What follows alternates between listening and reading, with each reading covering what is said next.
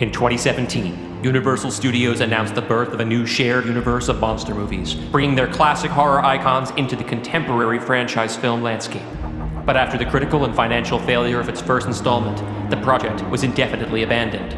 Now, in 2022, the powers that be have called upon one pulp horror devotee and one snarky film critic to unearth the concept.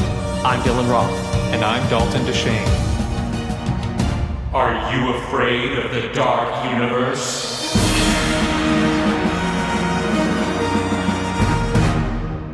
The Universal logo fades in over silence. Even as it begins rotating into its dark universe counterpart, we hear only labored breathing, echoing in a confined space. When the logos are finished, a lighter flicks open, just barely illuminating the face of Nick Morton, played in the film by Tom Cruise, and in this reading by Dalton DeShane. Shit. We can now see that Nick is trapped inside a long, irregular box. It's an ancient Egyptian sarcophagus, more spacious than a modern coffin, but not by much. Nick's air is getting thin, and the lighter doesn't help. It does, however, allow him to glimpse a small ceramic jar resting against one of his ankles. The cap of the jar is a sculpture with the head of a jackal. Looks like it's just you and me again, huh? Joke's on me, I guess. Nick's air is getting thin. His voice is hoarse. Not much time left. Nick shimmies around in the sarcophagus, trying to shift the jar away from his ankles and down by his feet. It's a nearly impossible squeeze. His knee presses against the unforgiving roof of the sarcophagus, but he bears the pain long enough for the jar to slip past his foot and into the space between his boot heel and the sarcophagus wall. Come on. Nick lifts his leg up as much as he can, again bumping his knee against the lid, then slams his heel against the jar. It holds together. Come on. He tries again. This time the jar cracks just a bit. He's making progress, but he's breathing nothing but carbon dioxide now. He's got enough in him for one last crack. He crushes the jar open between his boot and the wall, and the sarcophagus is suddenly alight with yellow and black energy. A human-shaped shadow escapes the jar, and Nick breathes it in painfully. The shadow funnels into his mouth and nose like smoke, and we follow its trail to Nick's face and slowly pull back, or rather, up. He's no longer in the sarcophagus. He's lying on his back on an island of coal-black sand, surrounded by water that is somehow both black and iridescent. Nick sits up, takes deep, refreshing breaths. He looks around. This place is as vast as the coffin was cramped. There are no man-made structures in sight, only a cave in the center of the island. Nick looks towards the cave's shadowy entrance. Something is emerging. We don't get a good look at it before we switch to its point of view. Whatever it is, it's big. It towers over Nick, who slowly rises to his feet and shows it his hands. Whoa. Hey, easy, man. I'm not gonna... Hold on. Wait! A pair of massive clawed green hands grabs Nick by the chest and squeezes his ribs, crushing them into his lungs. The moment we hear them crack, we cut to black. Title: Dark Legion. The Mummy's Hand. Act 1. We begin on an extreme close-up of Carol Lemley, played in the film by Darcy Carden and in this reading by Steph Salo. Okay, so this is going to sound weird, but just hang with me. So you all know I'm an amateur ghost hunter, right? And a few years ago, I told you I was on the trail of the Portland incubus. Well, it turns out it wasn't an incubus. It was the invisible man named Jack. And he was with this really handsome military guy named Nick, who was also possessed by the Egyptian god of death, which somehow made him a mummy, I think, technically. Anyway, they were hunting vampires, like real vampires. So I went with them and we built this whole team. And there were two college kids named Gwen and Larry who were werewolves, and the scientist guy named Dr. Jekyll, who also had a demon inside of him named Mr. Hyde, and Victor Frankenstein, who's some kind of stinky zombie. Don't be mean about it, though. Please, he's sensitive. And of course, Jenny, who you know, who is like their academic archaeologist monster hunting badass. So we all went to Transylvania and beat up the king of vampires, Dracula, but the whole thing was kind of traumatizing and bad vibes. Jekyll died, which was very sad. Gwen and Larry broke up, and Larry went to London and joined a polycule or something. Frankenstein went AWOL and came back with a girlfriend. Oh, and Nick disappeared in Egypt and then had to get rescued by Jenny. But when she found him, he wasn't a mummy anymore. He was just a normal hot guy now. But Susie, I swear to God, stay away from him. He's way too intense for you. And Jenny and I went to New York, and I was kidnapped by what I thought was a ghost, but it was just the sister of a dead girl who was trying to get revenge. We met up with Jack there, and the phantom sister girl got killed in a big explosion. At least we think so. They didn't find a body, but I'm pretty sure that's just because it got vaporized.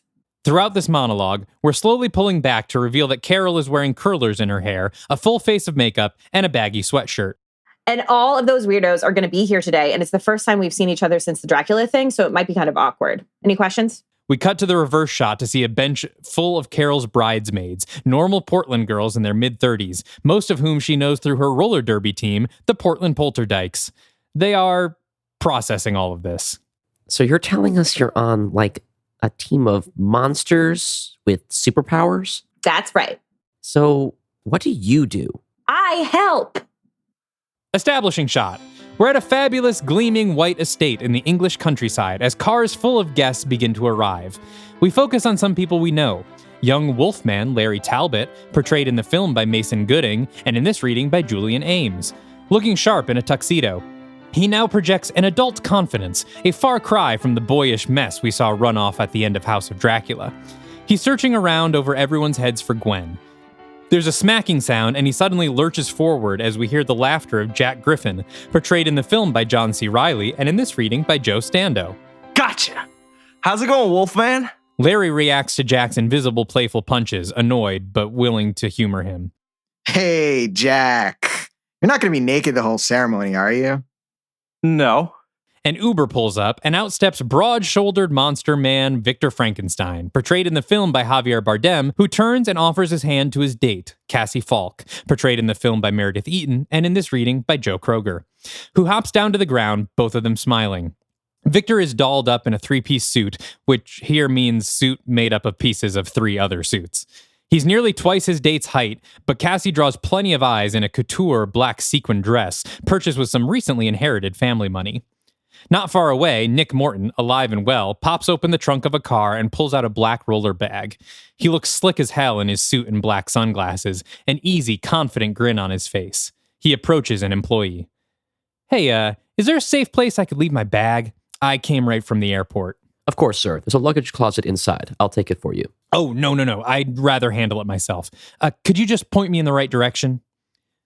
The guests mill about while they wait for the ceremony to begin, some of them finding their seats, most of them standing and chatting.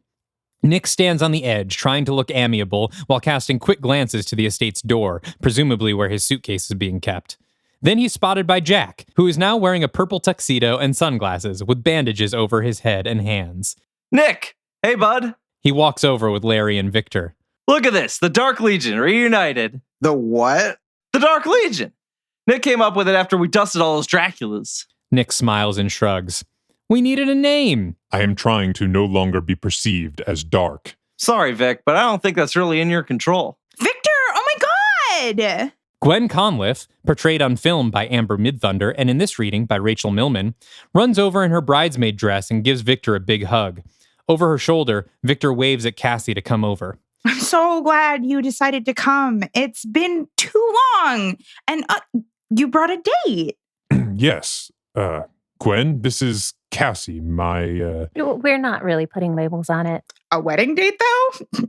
No pressure there. Well, we actually met at a wedding. It's a long story. It would have to be. You look beautiful, by the way. Are you a bridesmaid?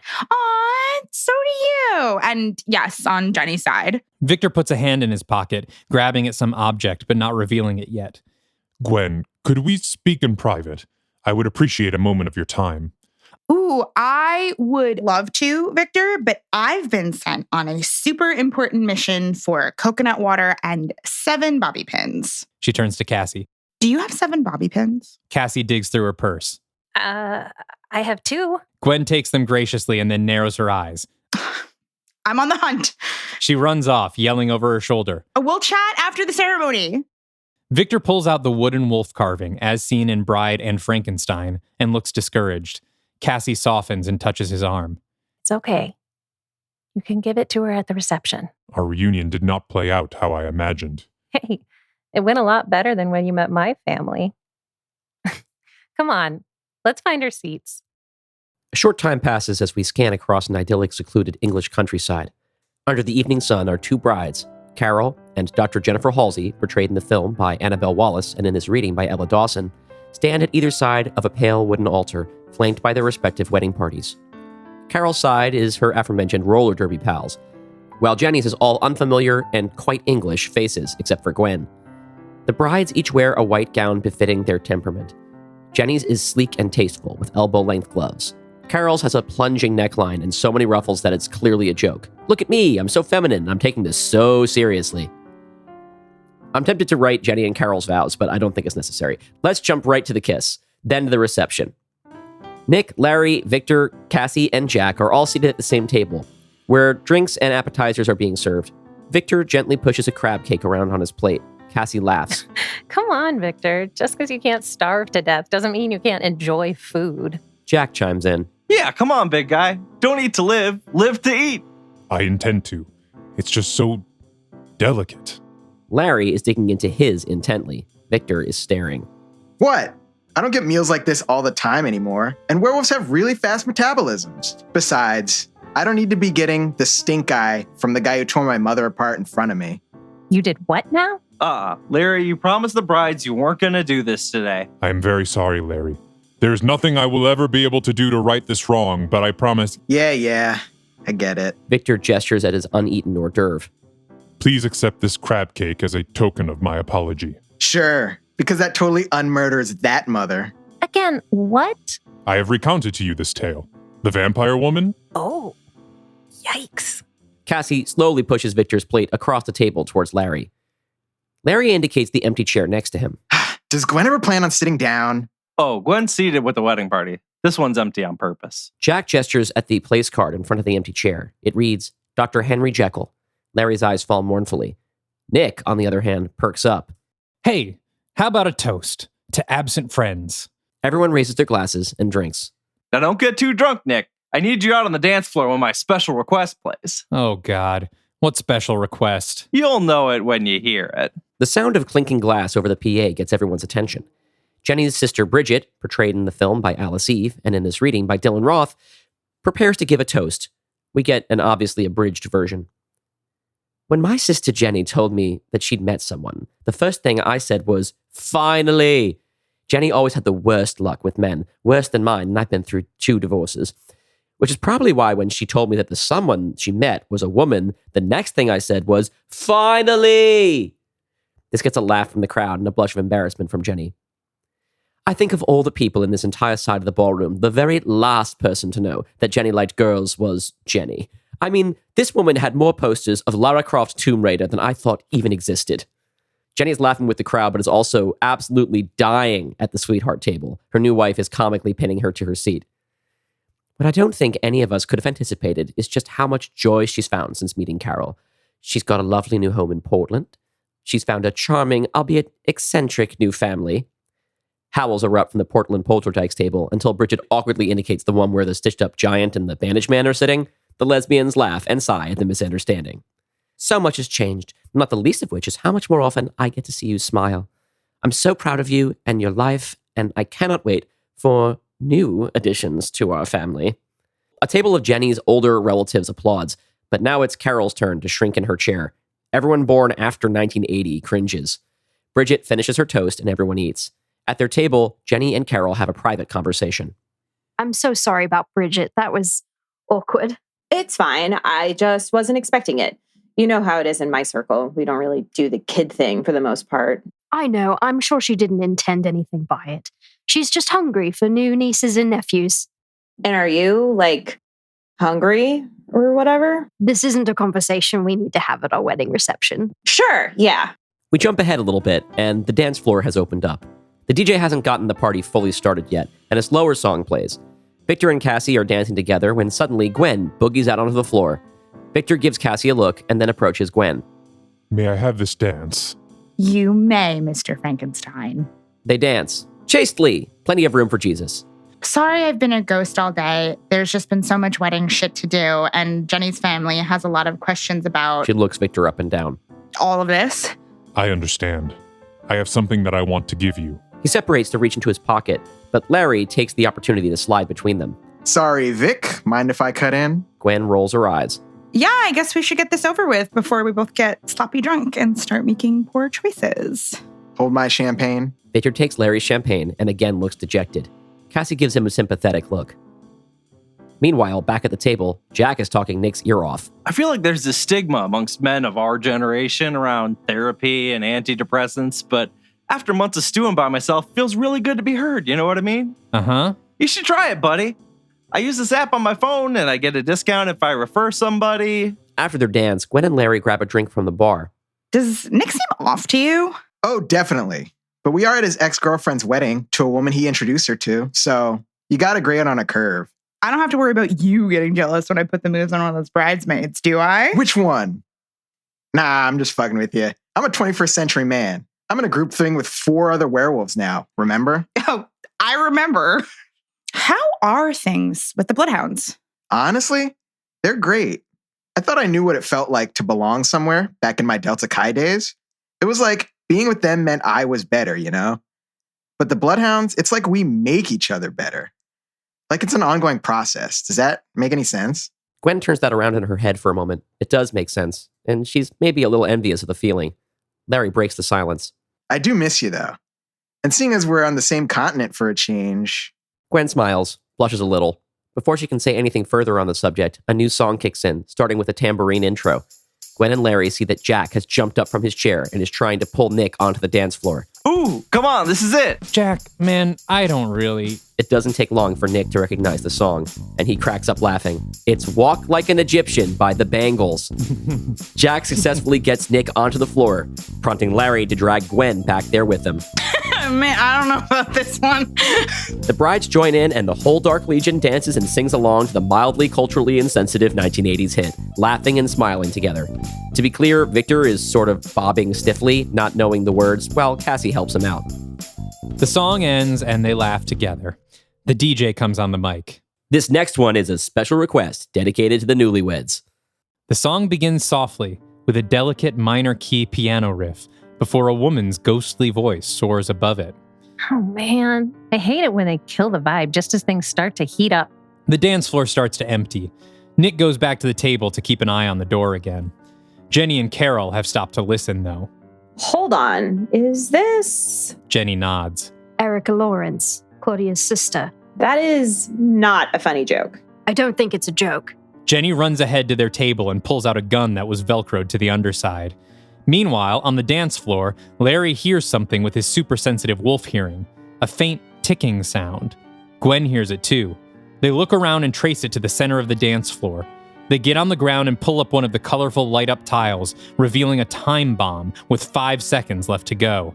Larry screams, "Everybody hit the deck!" In slow motion, in the moment before the bomb goes off, Victor scoops up Cassie in his arms and puts his back to the bomb.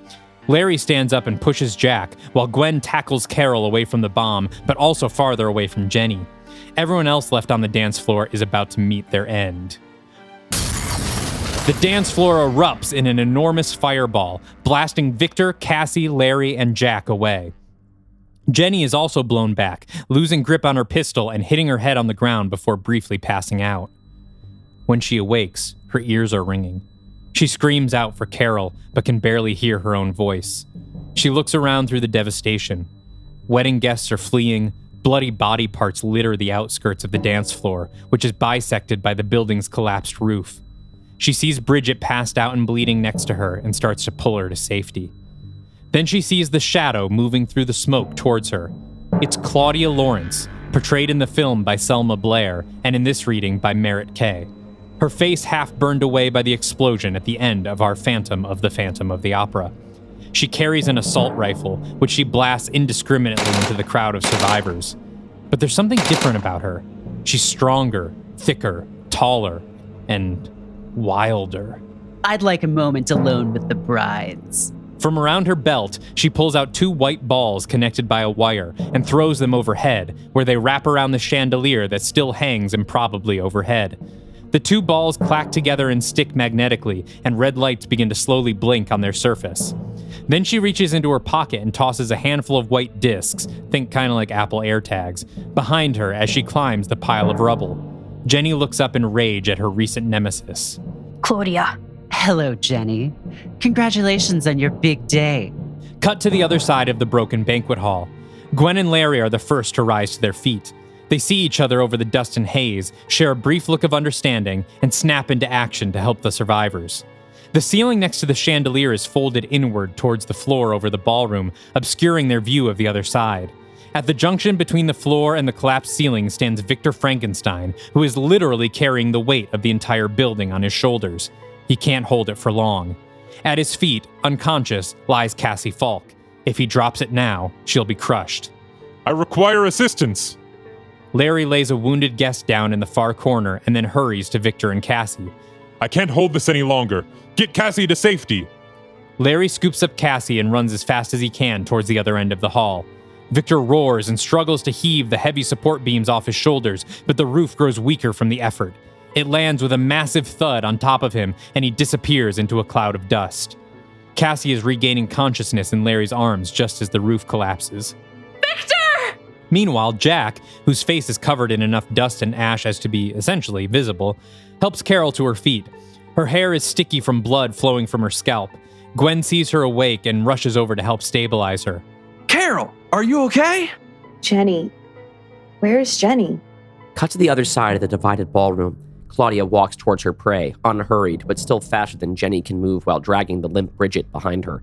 Its ammunition spent, Claudia drops her rifle and pulls a pistol from her hip holster. This must be your sister, right? Claudia, don't. Before Jenny can step in front of her, Claudia casually aims her pistol from the hip and fires a bullet through Bridget's abdomen. Bridget screams in agony. Bridget! As Jenny cradles Bridget in her arms, Claudia stands over them and aims her pistol at Jenny's head. With the muzzle mere inches from Jenny's skull, Claudia takes her moment. Who's the dead woman now, bitch? In a flash, Jenny reaches up, snatches the pistol, turns it on Claudia, and puts a bullet between her eyes, all without getting up off her knees. Claudia stands shocked for a moment, then crumples. Jenny lays Bridget down on her back and examines her abdomen. She's bleeding out fast. I need help here! On the other side of the rubble, Carol has heard the gunshots and the shouting. She starts to rush toward the rubble, but Jack restrains her, pointing to the white circles littering the floor.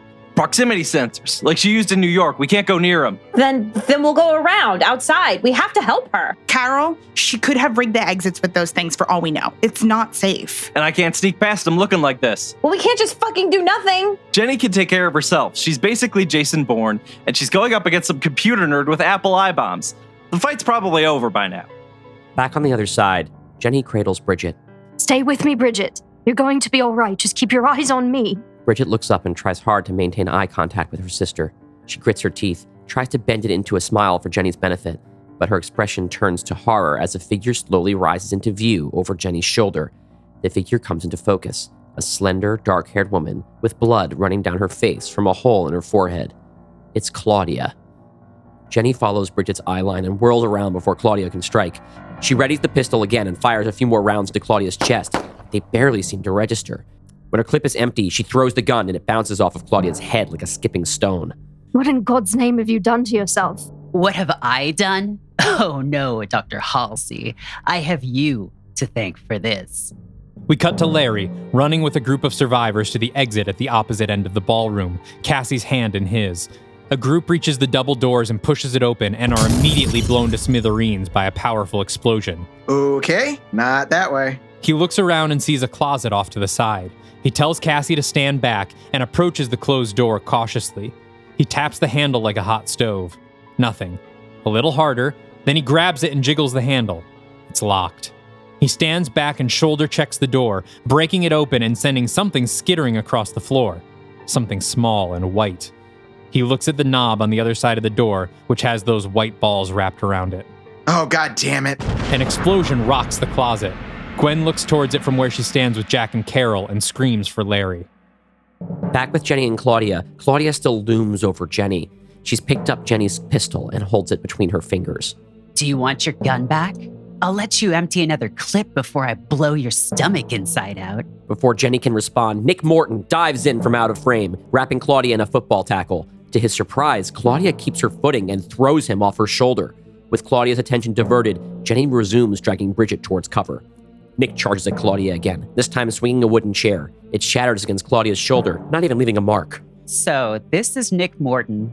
Aren't you supposed to be a mummy or something? Something like that. Aren't you supposed to be dead?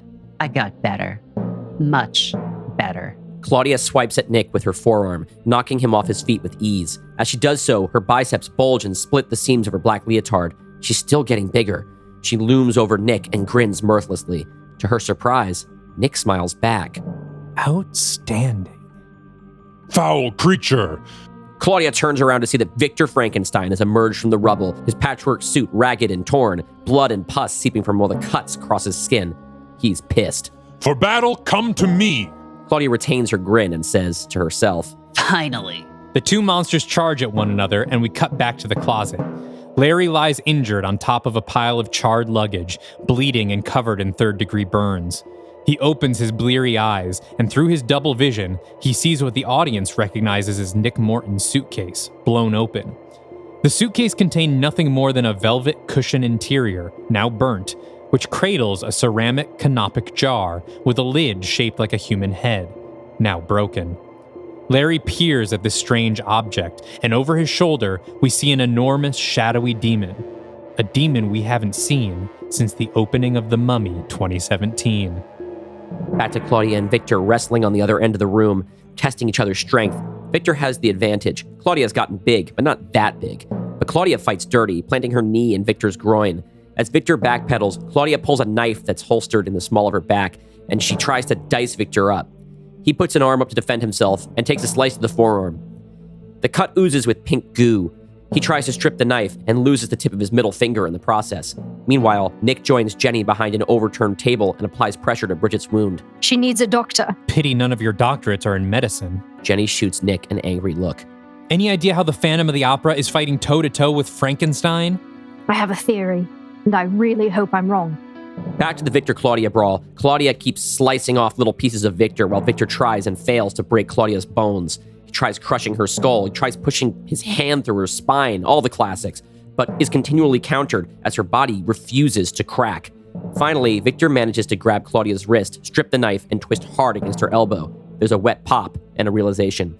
Claudia's bones won't break, but they will come out of their sockets. Claudia's cocky smile finally drops. Victor keeps hold of her wrist and then drops a knee onto her calf, pinning her leg to the ground. He wrenches her body upward, and there's a crack as her leg dislodges from her hip. Claudia screams in agony as Victor dislocates each of her limbs in two places and then ties them together behind her back with a tablecloth. She struggles to break free, and we see her body try to heal itself, but she's locked in too mangled a position. With Claudia incapacitated, Jenny focuses on her wounded sister. She kneels over Bridget, holding her hand, but Bridget is barely hanging on. Hang on a little longer, Birdie. Help is coming. Is Carol? I don't know. Go take care of her. One of us deserves a happy. Bridget drifts away in Jenny's arms. Jenny clutches her body close and cries. Nick and Victor stand over Claudia. Jenny joins them, wiping away tears and putting on her coldest face. Good to have the gang back together, huh? I think my invite got lost in the mail. What is she talking about? I don't know and I don't care. How do we kill this cunt? Dirty mouth, Jenny. I never knew you had it in you. I don't think we can kill her. Unless you brought some Quicksilver bullets to your wedding? Jenny scowls. What is Nick's problem today? Nick ignores this. Prodigium. There's got to be a base or a safe house near here somewhere, right? Yes. Yes, I think so. A research lab near Halstead. We need to get her there now. Yes, as soon as we get Carol. There's no time. We have no idea how thoroughly she booby-trapped this place, and it will take hours to clear the rubble. That tablecloth is not going to hold her that long. Jenny looks around helpless, trying to come up with another plan. You two go. I have to stay and get Cassie to safety. I'll help clear the rubble and ensure nothing happens to your bride.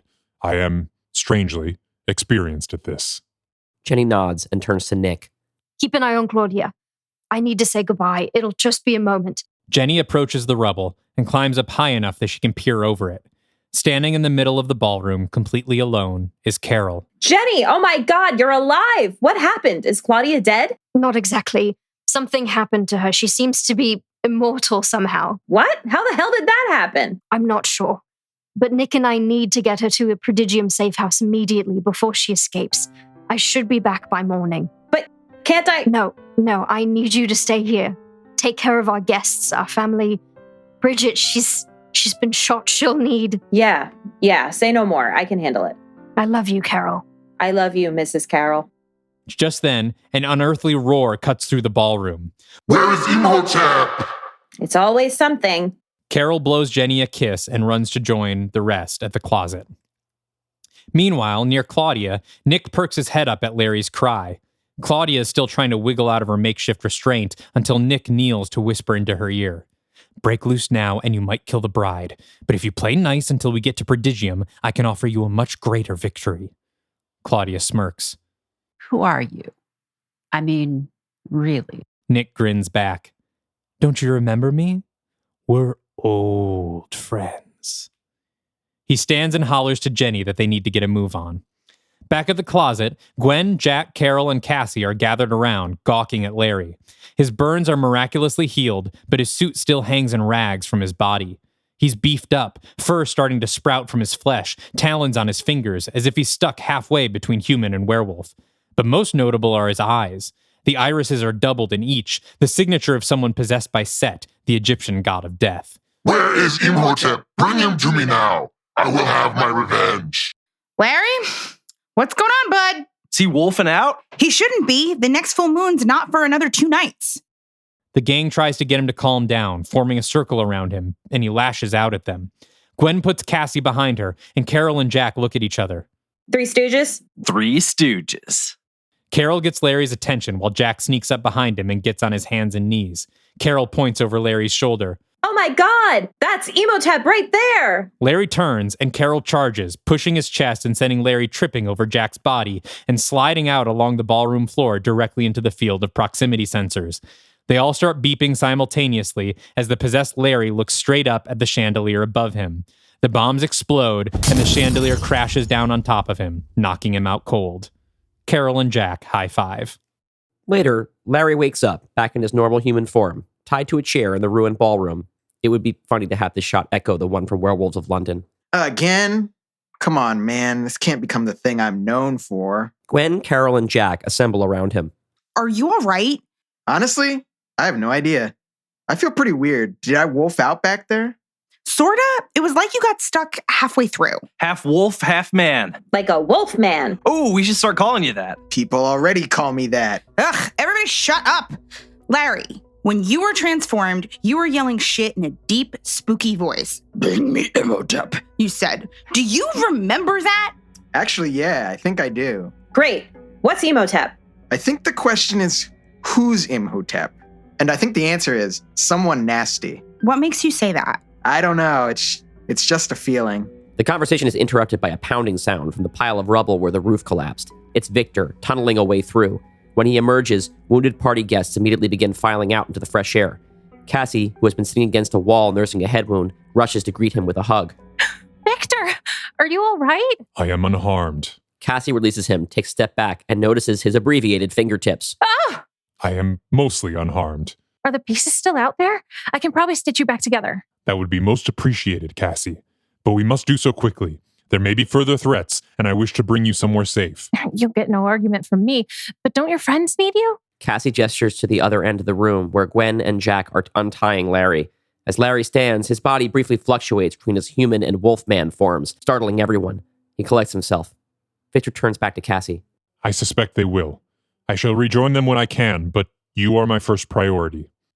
Victor looks back at the crew. Carol meets his gaze, and they share a nod. More than any of them, she gets it. Victor and Gwen have a silent moment, but this one is awkward, as if neither of them knows what to make of it. With that, Victor leads Cassie out of the ruined ballroom and into the daylight. Meanwhile, Jenny, Nick, and Claudia speed through the English countryside. Jenny drives with Nick in shotgun, with Claudia still hogtied in the back seat. How far to the safe house? Not far, 2 hours tops. That's lucky. So what, do you just have every prodigium site memorized from your time working there? Not all of them. What makes this one so special? It was Dr. Jekyll's lab, before he resigned, which is even luckier because it means there's a hide cage in the basement that we can keep her in. A hide cage? Seems a bit like overkill, doesn't it? On the contrary, I think it's prudent. She looks in the rear view at Claudia. Isn't that right, Mr. Hyde? Claudia twists her neck unnaturally to grin at Jenny. Just Claudia's fine, love. I needed my own name back then because Henry refused to share himself with me. Claudia and I, however, we want the same thing. Yeah? And what's that? Don't ask her that. She's just going to say revenge. Let me guess. Claudia died in the explosion, but only for a moment, and you hitched a ride with her soul on the way back. You make it sound easy, as if I didn't wait in the depths of hell for what felt like eons, looking for a soul desperate enough to desire my power, and then once found, digging our way up through millions of the screaming damned clawing at us, enraged by the arrogance of our escape, until finally we surfaced behind eyes briefly darkened, now alight with living, breathing, pulsating desire. Okay, you were right. We shouldn't ask her questions anymore. She certainly hasn't lost her flair for the dramatic, has she? Outside the bombed-out estate, Carol, Gwen, Jack, Larry, and a bunch of EMTs and firefighters tend to the wounded and count the dead. Carol comes across Bridget's body and kneels down next to her. Jack puts a hand on Carol's shoulder. I'm sorry, Carol. I was only just getting to know her. I'm not close with my family. Kind of liked the idea of getting a new one. You'll always have family. Thanks, pal. Can you help me carry her? I want to bring her closer to the ambulances, and the EMTs have their hands full. Sorry, I actually threw my back out moving that last body. Really? I'm 58 years old. Jack spies Larry helping another guest onto a stretcher and waves him over. Hey, strapping young lad, can we get a hand? Larry finishes what he's doing and joins Carol and Jack beside Bridget. Oh, man. Halsey's got to be devastated. And her poor folks. Larry looks back at an old English couple huddled together by an ambulance. He sighs, remembering his own loss, and lifts Bridget's body into his arms. Suddenly, Larry's body emits an unnatural glow and begins to shift into wolfman form again. But only for a moment. He snaps back to human form, but his irises are still split in half. White bandages magically appear from under his shirt sleeves and wrap themselves tightly around Bridget. Her body glows yellow underneath the bandages. And then we hear Bridget cough. Whoa! Bridget starts seizing in Larry's arms. He runs her over to an empty stretcher where a confused EMT starts cutting the bandages off. They start with the face, but are greeted by a jump scare. A screaming, gray, emaciated face that looks like she's been dead for days. Blood pours from her eyes, nose, and mouth as she howls. The medical technician recoils and is left to Larry and Carol to hold her steady as she spasms, wriggles, and eventually dies again. Carol steps back, once again fighting tears. Larry is also shaken, not only by what's happened to Bridget, by what's happened to him. He studies his hands. By now, Gwen has joined the party. What the fuck was that? It looked like what Nick used to do when he had Set living in his body. But when Nick brought people back to life, they'd come back, alive? Larry's irises flicker, struggling to split like cells in mitosis. He groans, then shakes it off. Well, that's familiar. It's coming back to me now. During the explosion, there was this stone jar in someone's suitcase. It broke open and something, entered me.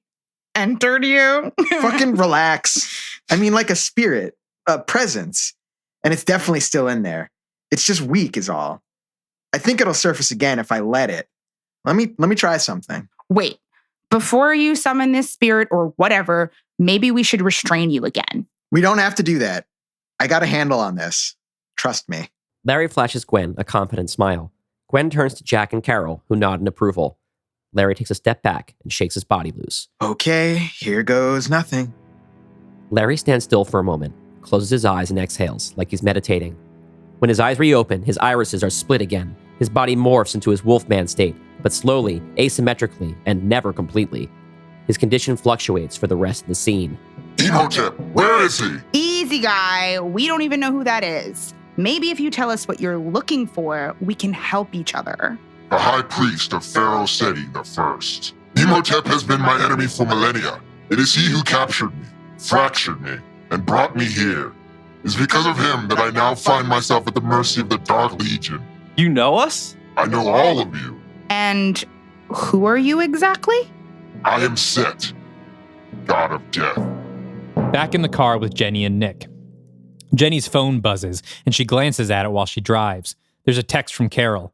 Hey, where are you guys? Things are getting really weird here. Jenny starts to type a reply, but it doesn't send. Damn it.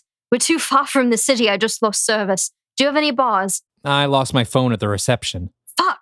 Carol said something was wrong. I need to make sure she's okay. Hey, don't worry. We'll be at the safe house soon, and we'll call her from there.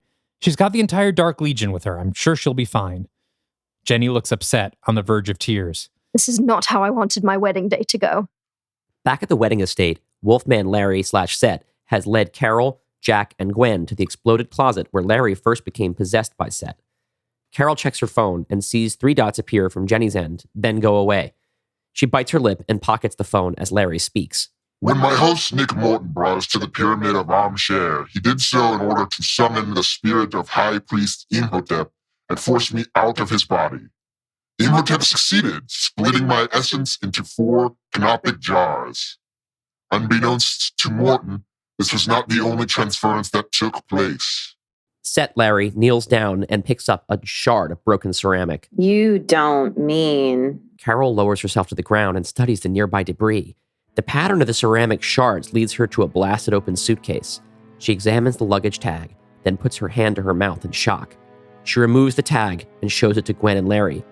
It's Nick's. But if the person at the wedding was Emotep, then where's Nick? We cut to Nick, sitting in a cave on the island in the center of the Black Lagoon. He sits on the seaweed-coated floor, whipping a stone at the wall and catching it when it bounces back, a la the cold open of Mission Impossible Ghost Protocol, the best one. He throws it one more time, and a webbed hand sticks out and grabs it out of the air. The creature from the Black Lagoon stands in the entrance of the cave, looking with his blank black eyes at Nick Morton. What, was that too loud? What else am I supposed to do down here, man? You don't even have a checkers set. The creature stares. Look, I don't like that I'm here either, and you know I would leave if I could. Now, can I please have my rock back? The creature stares. Okay, fine. Nick scrambles around the cave, digging for another rock. He finally finds one, shows it to the creature with a, "How do you like that?" look, and flings it against a wall. The creature breaks his stillness and grabs Nick by the collar, hauling him out through the larger network of caves. All right, great. We're doing this again. The creature drags Nick to the room with the glowing orange-red pit that leads straight to hell. He pushes Nick in, but an array of bandages spring from Nick's body and wrap around the edges of the pit, suspending him over the pool of water within. Nick crosses his arms. I told you. The bandages push him back up to his feet and recede back into his clothing. Nick stands face to face with the creature. Now can I have my rock back? The creature lets loose an ear-shattering roar and whaps Nick across the face with his claw. End of Act 1. All right, welcome back to Are You Afraid of the Dark Universe, the podcast where we rehabilitate the failed Dark Universe project from Universal Studios.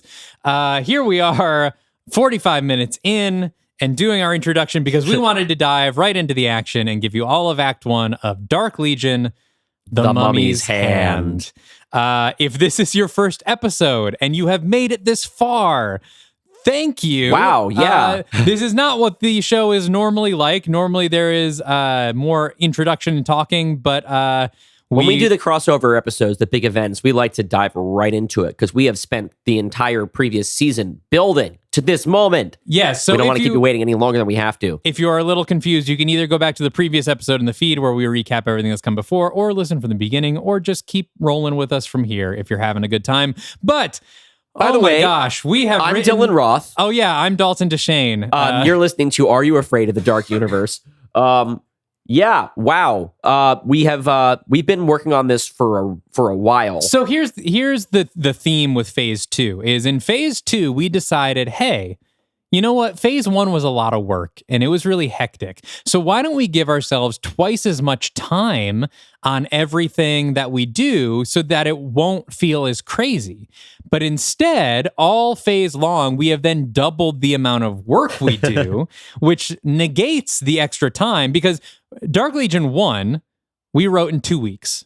Yep, and it was about 75 pages. Yeah, about a 75-page like scriptment. You know, like in the spirit of the original idea of the show, this was like, it's an abbreviated form of the film. But we were bragging about how long it was and how it's almost a screenplay. This time we gave ourselves a month, which actually we gave ourselves 3 weeks, but we took a month. And we wrote a 165-page screenplay. Yeah, it's full not, screenplay. It's not an abbreviated screenplay. It's longer than a screenplay should be. It's significantly longer than a screenplay should be. There are maybe 4 or 5 parts where we kind of allied over like a scene or something. Like we don't fully script something, but for the most part, we've done this for real. As usual, we've we remove like shot headings and stuff because we don't want to hear us say interior so and so exterior. We do that more in a pro style. But other than that, this is the real deal, and it's fucking long, and it's fucking huge, and we really, really hope you like it. This was definitely, I mean, I don't know. We haven't really talked much. We've been mostly doing this remotely over text messages. Yeah, this is actually the longest we've gone without seeing each other this whole season. Yeah. Before we were working on this, we just worked on a Google Doc, and we're going back and forth on it. But this is the hardest thing. This is the hardest thing we've ever written. I think the final project came out good. The final product, I think, is good. But for most of the writing process, I felt like I was barely hanging on by my fingertips to this thing. Well, as what I appreciate about our writing partnership is I think that every time one of us got stuck somewhere, if we gave the other, 12 hours to come up with something, they would pick it up and run with it and then go for a while. Like we, those of you who've been listening to the show for a while know that, like, from the last crossover, is that we typically narrate the narration portions of the parts that we've individually written. Yeah. And we do split some stuff out like that in this one. But we went back and we rewrote each other and worked off of each other a lot more this time. Act 1, especially, like what you just read, or what you just heard, what we just read, is an approximation of how we sort of split the writing. But really, like, the Act 1 process, honestly, was you wrote a big chunk, and then I would go in to review it and end up doubling its length. And then you would write another chunk and I would go in and double its length. And some of that was adding new scenes, but some of it was also just beefing up, like adding more interactions and stuff, or rearranging things. And we also both had to keep going back into the first act to seed stuff that we came up with later for Act 2 and Act 3. Yes. Or at least I did. Well, and also because, like, you are going to hear, the listener, you're going to hear after this 2-part episode, you're going to hear our planning episode where we kind of, figured out how we were going to do this. But you were focused a lot on Claudia's aspect of things, of like Claudia ruining the wedding. And a thing I had to go through and seed all the set stuff and all the Emotep stuff, because I knew where I wanted that to lead and stuff. And so that was maybe where it started getting a little more clear who was writing what. But still, we were trading back and forth. And a lot of that is just both of us.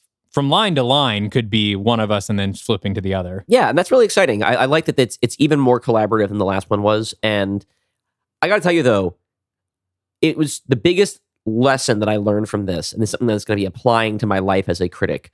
It is, when you're doing like a big blockbuster sequel type thing like this, it is so easy to let it get away from you to become this huge, like, complicated, like, monster of a movie. I mean, and it kind of did. It did, right? I mean, I'm like, I hope that everyone listening recognizes that this is like a very lightly revised first draft. I typed the end at the end of this thing 5 days ago.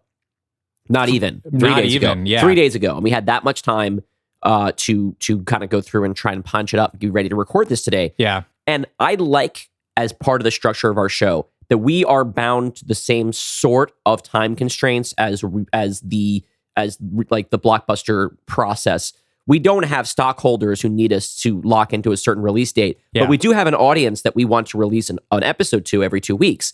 Or in this case, in case you did not know, part 2 of this episode will be out in 7 days. Yup. We're going to die, but we don't want you to keep you waiting. This is for you. This is Hell Week for us. Not that I'm ever going to give a pass to something that's truly wretched, like Transformers Revenge of the Fallen. Sure. Or The Mummy 2017. Or The Mummy. I mean, I'm talking about sequels here, right? Oh, yeah. But, like, I've never been a complete Age of Ultron hater, but I think that I'm a lot more forgiving of something like that in the future than I have been. I think we went into this not realizing how big everything had gotten. Like, you'll hear when we do our planning episode, like, we wanted to wrap up a lot of threads from this phase. And you've already heard, Claudia's back. We've got to deal with Nick and Emotep and stuff.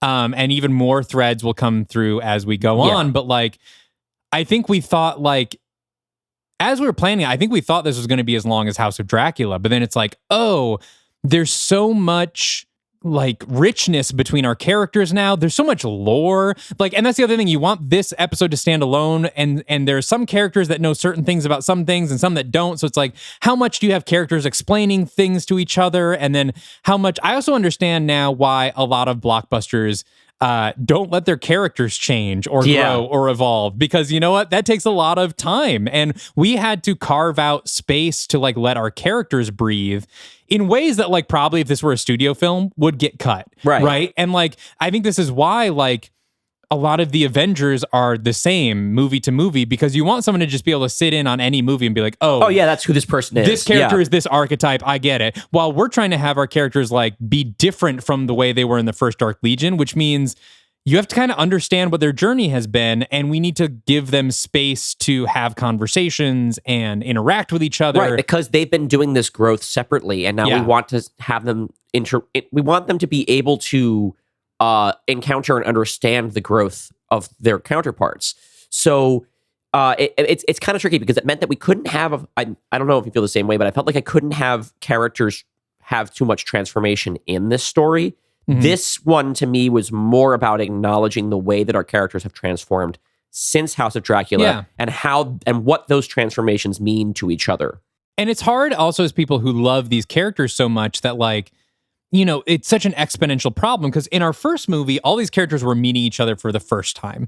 So everyone kind of had their set kind of interaction they would have, like, oh, Jack's going to be the funny one. Gwen is they were a little bit more archetypical. But now you have like the way Gwen interacts with Jack is going to be very different than how she interacts with Larry, is going to be very different than how she interacts with Jenny. And like as writers, we want to see all of these interactions happen. We want to see all of our characters interact with every other character. Yeah, but we can't fit everything. Yeah, you're going to have like, you know, 300 scenes of just characters talking. And we had to go through and like a lot of, I can probably say this now, like we are going to have deleted scenes from this. Because we're reading through everything. But when we look at the runtime of this, we have a couple scenes that we know we can cut if we have to, and we probably will. And they're very fun. It's a lot of character interaction. It's a lot of personality to the film, but they get in the way of the pacing. It gets in the way of the action, or, you know, we just simply don't have time for it. So we're going to release those on our Patreon for all the patrons. So if you want to hear the deleted scenes,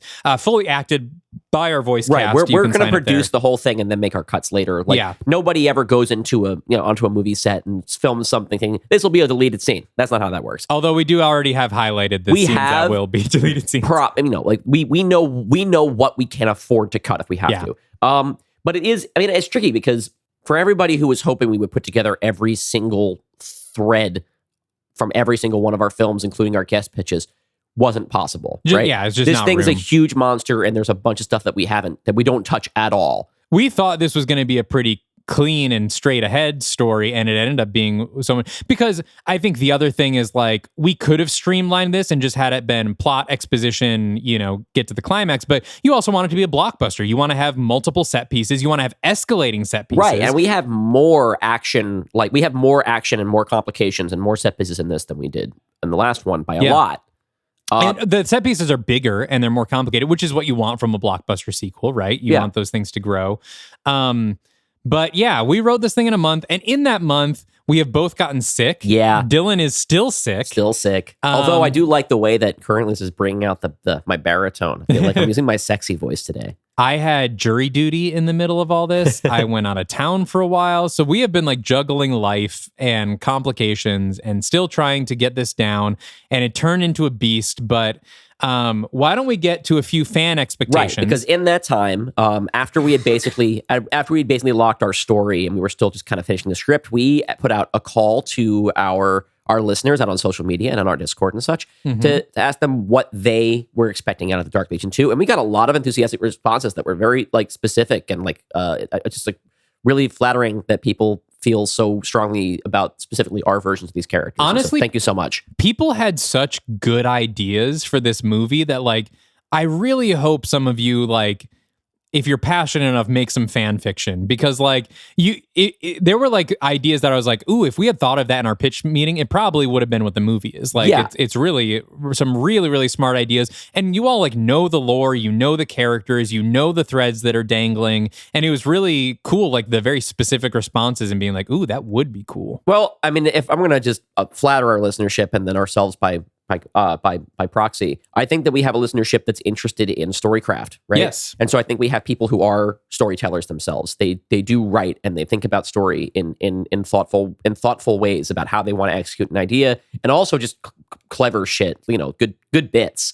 And I almost feel like if we we're never going to do this, but like if we crowdsourced an entire Dark Legion movie, we would end up with some really interesting stuff. Yeah. But I'm also proud that of us because almost none of the predictions were correct. Yes. There were a couple, and we'll get to those at the very end. But I think we want to keep surprising you guys. And if we were coming up with ideas that you were just coming up with already, then we're not doing our jobs, right? We don't want to do the fan service thing of giving you exactly what you ordered. And Yeah. you know that we rarely do because phase 2 was all about us throwing shit at you that we're Yes. like, what the fuck is this?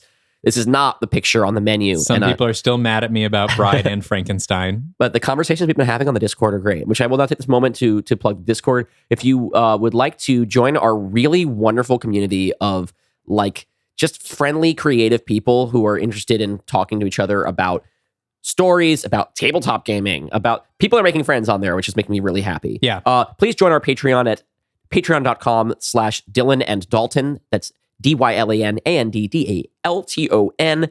Join us, join the Dark Legion for $5 a month. You get access to anything we do on there. We don't do a ton of stuff directly from the podcast for legal reasons, but we are building towards launching a second feed that is just us talking about movies, like a regular ass movie podcast. And there's a 7-day free trial if you just want to dip into the community and see what it's like. And like we said, deleted scenes will be on there soon. Let's hear from that community. Yes. To begin with, we had a lot of people making Age of Ultron comparisons. Twitter's There Goes Jody and Michael Kinchlow on Instagram are all wondering how exactly we'd be mimicking, because our Dark Legion draws a lot from the Avengers. Yes. And we often referred to this as our Age of Ultron. How much like Age of Ultron is it? Will someone have a farmhouse? What secondary character will die? I think this is actually pretty distinct from Age of Ultron. I don't think we copied any beats. If I were going to talk about like an inspiration, like you usually do on social media ahead of an episode, like what are the real movies that inspired this one? My thought would be that Age of Ultron would be on it in terms of like kind of figuring out how we're going to manage our pieces. Yeah. But The Mummy 1999 is a much stronger, I think, tonal influence on it. Yes. And we haven't actually mentioned it because we drove right in. We would have James Wan direct this one as well, right? Yes, I think we went so experimental with our directors and having a lot of new upstarts do it. I think with this one, having someone that's dealt with everything before, like, again, speaking from, if we're in like Hollywood brain, not like necessarily fan casting brain, like where we could be like, oh, well, let's, whatever. I think like the smart choice as we're managing this giant blockbuster would be to have James Wan do Steady it. hand at the wheel. So Yes, that also exactly. makes me think, honestly, about Furious 7. Oh, yeah. Which is actually not one of my favorite Fast and Furious movies. I think it's No. kind of a mess, but he manages that mess pretty well, especially considering one of their leads died during making it. Yes. Which is, I think, contributes a lot to why it kind of feels like two movies stitched together. Yeah. But so those were the three movies that I was thinking of. Age of Ultron was a big one, though. Yeah. Hopefully you'll find that we did a better job. But again, it's a lot easier for us. It's not a real movie. So. You'll hear in our planning episode that we talk a lot about trying to avoid the Age of Ultron problem. And we'll let you wonder exactly what that means. And you'll hear about that in, I guess, 4 weeks. But our friend Devin Scarata from original podcast Do Not Steal predicted that shit would hit the fan the moment after the bride's kiss at the wedding. We gave them a little bit more time than that. We let them get to the reception and have a couple dances. I also want to give a shout out that Devin's podcast, original podcast, Do Not Steal, did an episode about our podcast. Yes. In the time since we last recorded. There is now a fan fiction podcast episode about our fan fiction podcast. Yeah, on that show, they pick a franchise or IP or whatever, and then they spend the episode coming up with a character or characters to live in that universe. And they did one about a spinoff show from our thing, and we're super flattered and it's super fun. And it's really good. It's Listen really, to the we episode. actually really like it. We, in the spirit of the pitch, we will never officially declare whether or not it's canon. But if you are somebody who, if you want to check out like our fucking Agent Carter or Agents of S.H.I.E.L.D. type situation, hop over to that podcast, give it a listen. At Vex Vixen on Twitter thought that the wedding might happen in the middle of a battle, which, I mean, it's a cute idea. That's a fun idea. Hard to manage the tone of it, but I can kind of see it in my head. Like, you see the shot and you imagine where you have the two of them in the foreground facing each other in profile, and behind them is a whole bunch of shit happening. Yeah, and like they're like, they think maybe they're about to die, and so they're like trying to like, we should do this before the end, And yes, like, you may kiss the bride, kiss, turn, run. Yes. I like that. That the first dance might be a musical number sung by Jack was another Effects Vixens thing. I like this bit. We did not really find an opportunity for Jack to sing. We did have them all dance to something together. Yes, which was a Jack pick. And this one I really like. This is another one of Effects Vixens. Carol throws the bouquet and Victor catches it, but his arm falls off. I really wish we'd done that bit. Great bit. We have to kind of make it a policy that if we read something like this from a suggestion, we don't just incorporate it into the script, because that feels cheap to do. But that's really good. In your own mental picture of this movie, we don't have the bouquet catch thing in there. If you just want to throw that into your own imagination. If you want to make that headcanon, that's fine. Yes. Tuscan Labs on Twitter wants to see Death's Door play a role in the story, given that we've been building that up as a spine of our saga. I want to say... Maybe we don't... Let's not talk about that yet. Yeah. Let's let the story play out. Yes. And Kevin Bauer liked the sort of anthology approach to the first Legion, but hoped that the sequel would have more of a cohesive narrative, which I think it does. I think it does. We split up our party a lot of times, but it's not, it all flows together, I think. Yeah. I mean, there's too many characters to have them all together all the time and have them all after the same exact objective. But I think we don't do the thing where we're like, oh, this one's a werewolf movie, this one's a vampire movie, blah, blah, blah, blah. This time it's one movie the whole way through. Yeah. Couple of comments from our Discord. Samantha said that she wants blood and gay stuff. And I can promise you, yes. We've already had some gay stuff. We just had a bunch of people get murdered at a gay wedding. So yeah, we gave you the blood and the gay stuff at the same time. And wow, like I feel like we never really have time in this thing to unpack, like, a bunch of people fucking died at this wedding. We pin all of those emotional stakes on Bridget because she's one person that we know, and we have can't to embody it in a single person. But I also have to clarify, because I don't want this to become a thing to worry about later. I totally intended for Gabby and Teresa to be at this wedding. Could not think of something for them to do, and also didn't want them to be like there and then they vanished. You would just assume they died. They couldn't make it. They couldn't afford the flight to the UK. Unfortunately. You can, though, assume that the Miz was there. Yes, as well the Miz as and Maurice Ricochet, were there. Yes. And that they died in the explosion. Okay, well, if you say so. Yeah, I'm not going to contradict you. The Miz is canonically dead. Alan on the Discord predicted that you and I would show up as ourselves in the movie and get denied entry into the wedding. Oh, like Stanley and Jack Kirby? Like Stanley and Jack Kirby in the Fantastic Four wedding, which would have been very funny. It would be a very funny thing if we were filming this, and which of course eventually it will happen. Yes. It sucks that the writers' strike and the SAG strike means that we really have to break kayfabe and make it very clear that we don't work for Universal. Yeah. We are not crossing any picket lines. Yes, it would be fun, though. We would have to be in the background. We would have to do it of probably like how they do in the Fantastic Four: Rise of the Silver Surfer. We should give ourselves Stan Lee cameos in every one of these movies. And we should die in all of them. Yeah. Noir Angel on the Discord said they want to see the wedding go off without a hitch. So then there would be a moment of peace before, oh God, oh shit, oh fuck. And we did that. Kind of. I mean, the ceremony goes off without a hitch. Yeah, like they do get married. It's the after party that gets fucked. So that was a pretty correct prediction. We are going to be doing more fan expectations as we go through the movie, as things get revealed. Yeah, as things get closer and closer to things that happen, we don't want to say them in advance. But for now, I think we need to get back into the action. We are going to take you up to the halfway point of the movie, and we're going to go straight through. We're going to take a quick break, and when we come back, we're going to dive straight into Act 2. So stick around. We have more Dark Legion, The Mummy's Hand, right after this.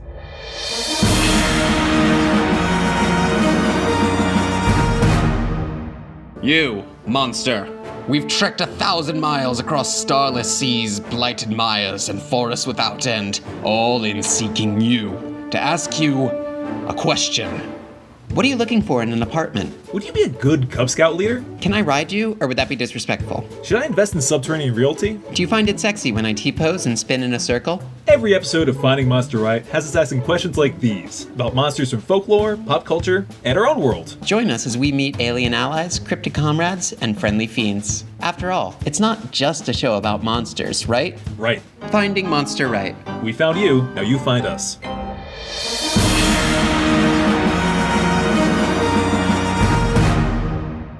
Act 2. Jenny and Nick pull up to the gate of an elegant English manor with ivy-coated brick walls and a pointed tower rising in each wing. Is anyone using this place anymore? I guess we'll find out when we get inside. Jenny scans a keycard and the gate opens. Your badge still works? Looks like Indrid Colds does. Stole it on my way out the door. I'm impressed. I learned from the worst. With significant effort, They haul Claudia out of the back seat, carrying her by her dislocated limbs. She grits her teeth and growls through the pain until they drop her unceremoniously on her face in front of the front door. Surprisingly, it's unlocked. They swing it open and look around. Hello? I guess it is abandoned. They heave Claudia up again and walk her through the front door like they're moving a couch. Jenny points them to the basement, saying the hide cage is likely down there. They're halfway across the foyer when a woman comes down the stairs from the second floor, her nose in a book, and sees them. They freeze. Oh, hello.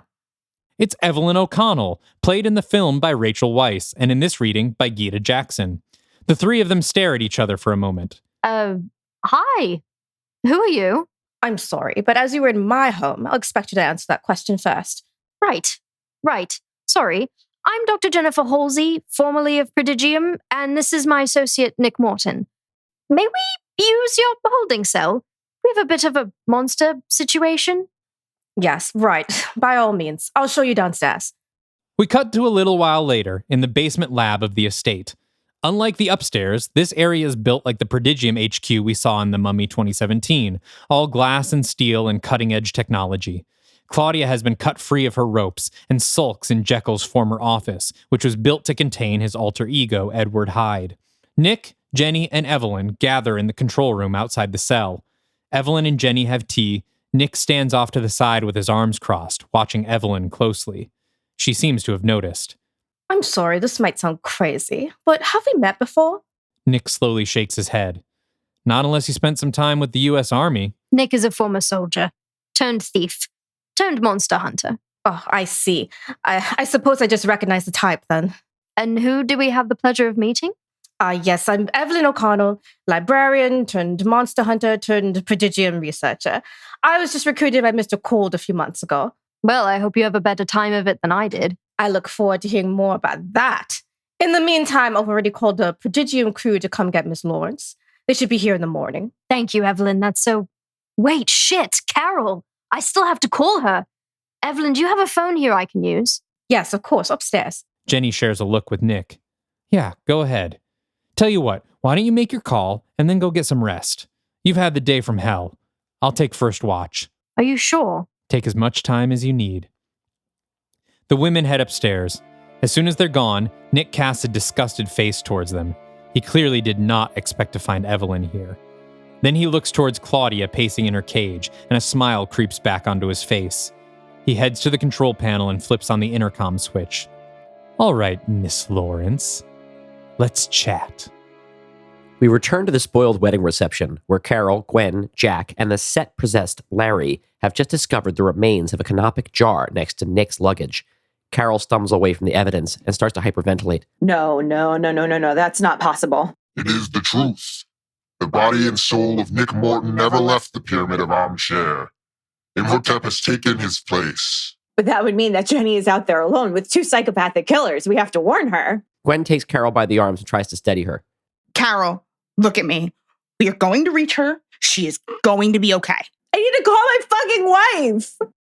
Back in the Prodigium lab, Claudia stands at the door of her cell, watching Nick as he types away on a computer. So who are you really? Aminat? The Collector? Or perhaps not James Veneman? 1 second, please. 1 second. On the screen, we can see that Nick has successfully shut down all communications for the compound.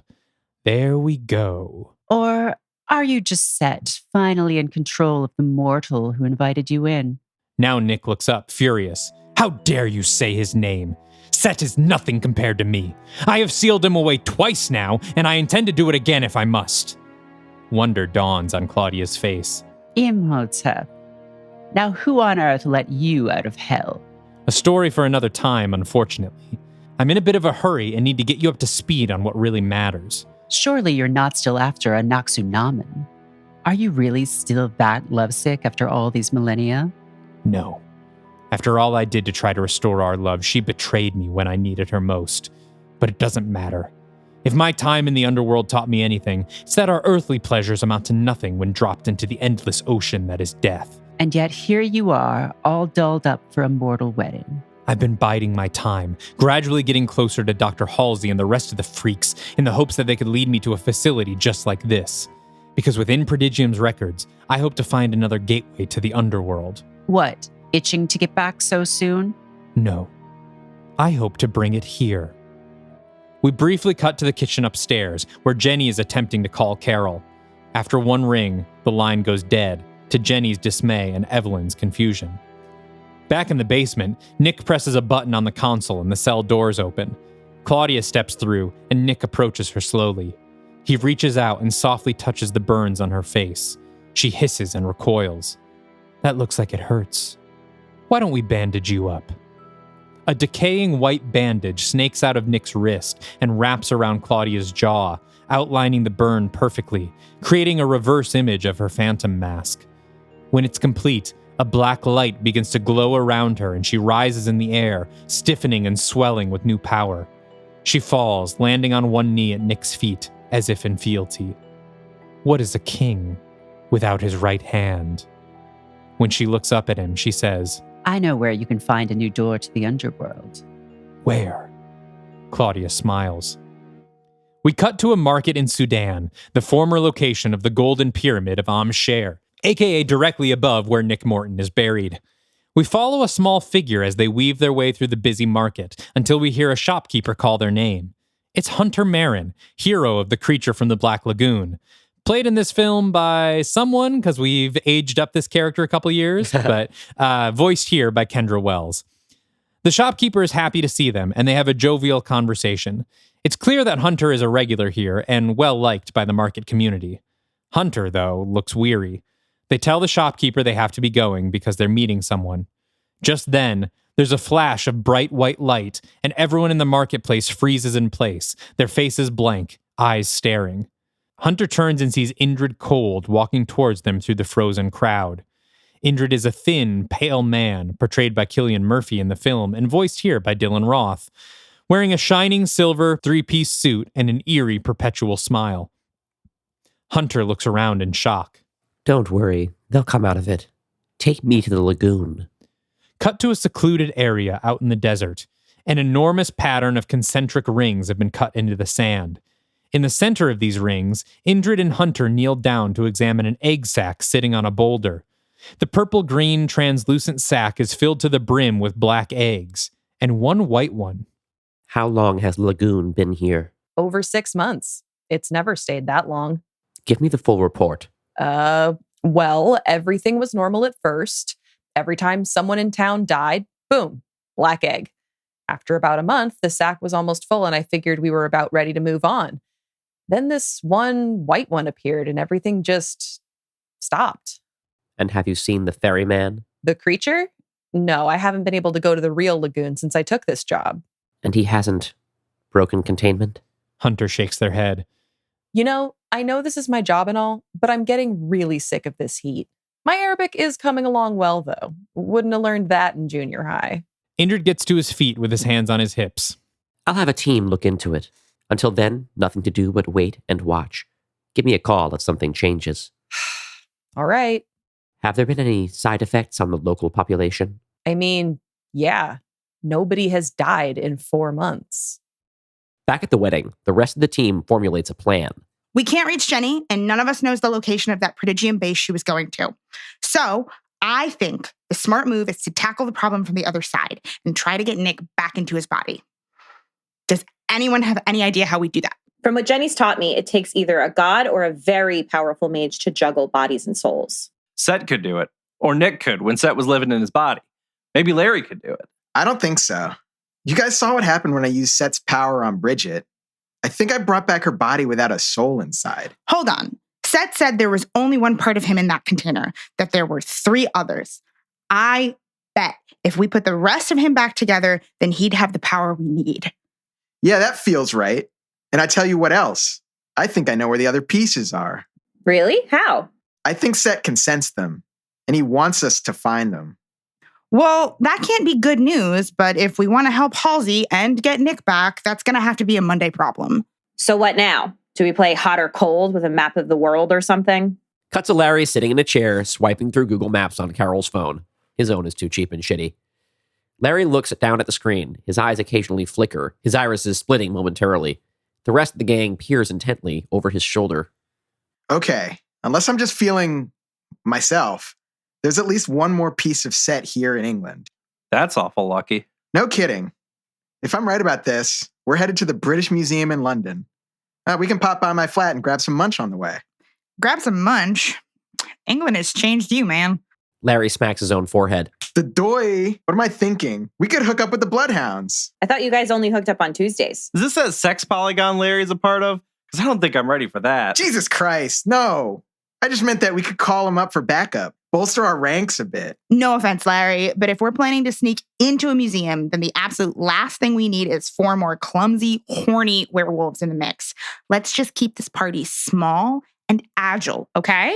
Aw, man. Well, I wanted to meet your werewolf polycule, Larry. Yeah.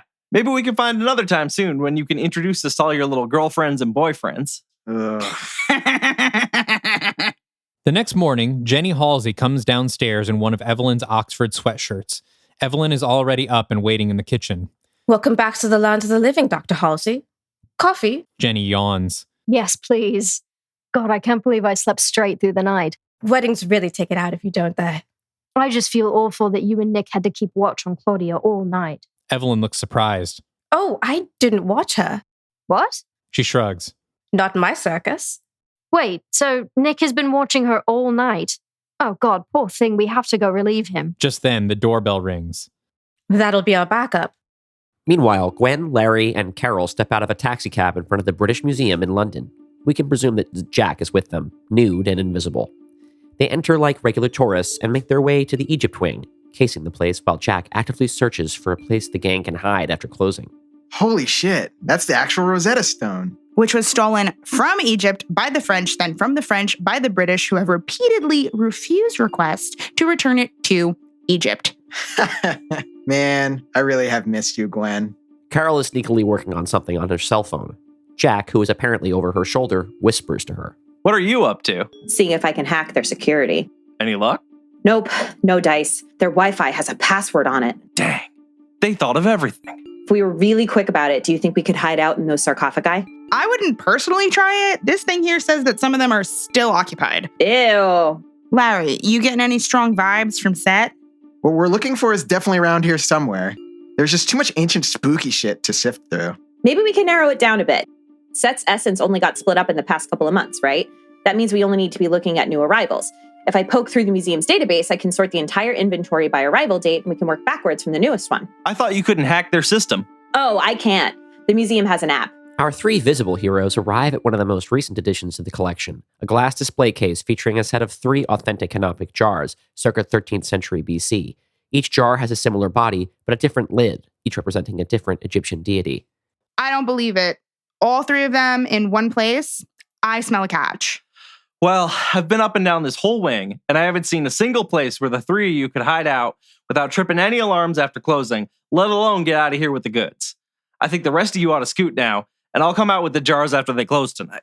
In 10 hours? My wife's in mortal danger. I vote we smash them and make a run for it. I don't know if that's... Seconded. Larry balls up his fist, punches through the display case, and wraps his fingers tight around one of the 3 jars. He crushes the jar in his hand, and yellow and black energy spills out of it. It travels up his arm and melts into his skin. Larry's pupils split again, and he growls in a voice somewhere between his own and Set's. Woo! That's the juice. Tourists close enough to witness the eerie magical happenings scatter from the display case and are quickly replaced by uniformed security guards who aim stun guns at Larry.